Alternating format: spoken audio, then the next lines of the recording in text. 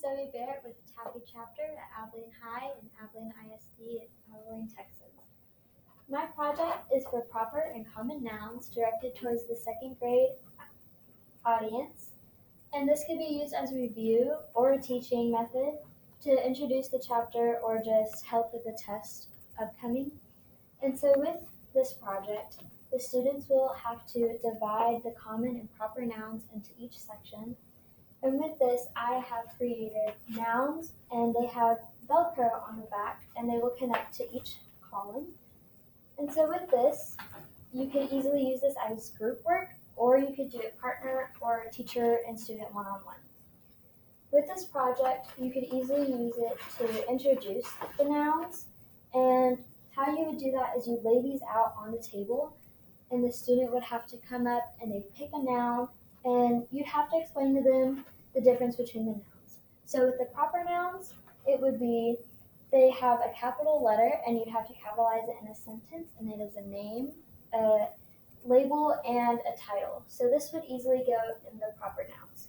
You'd also have to explain with Texas that if it was the word state, state would be in common nouns because it is not a title or a name. With the word pencil, you would use it in common nouns right here because it does not have a specific name or brand.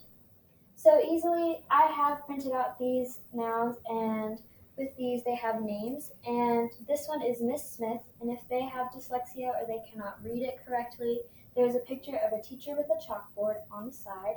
So then you'd have to remind them this is a name, so it would go in the proper nouns. With this activity, you could easily do it as group work, and like I said, you can put them on the table and then a different person can pick them up and then sort them out. But say they put a common noun and a proper noun, you'd have to explain to them why it doesn't go there. And you could easily remove that with the Velcro and put that in the common nouns over here, and you'd have to explain to them it's not a specific brand, name, and it's not a title, it doesn't belong to someone.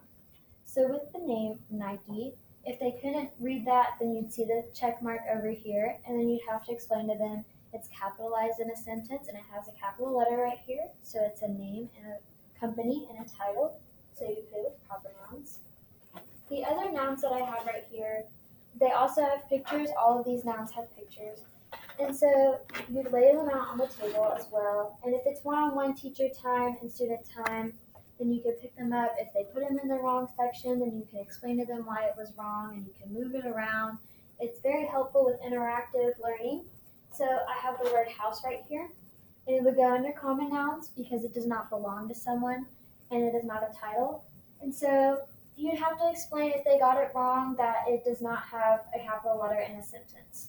You'd also have to put George Washington under proper nouns because it is a name and it is capitalized in a sentence.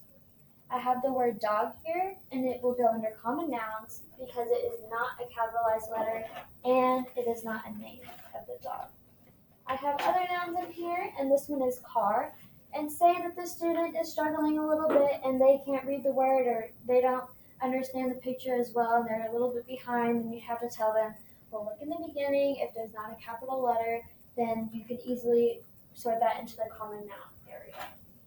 And so with this project, it'll just help the students understand and get the meaning of proper and common nouns. And so I have McDonald's here, capital letter, you put it in the proper nouns. And at the end of this, they just have to be able to understand that this goes in each section. So capital letters and then lowercase letters, names, titles. If they have names and titles, they go in proper. If they don't, they go in common. And that's basically it. And then you can easily remove them, like so. And then you'll put them in the materials pouch in the back. And then just so you just don't lose them. And that's all my project.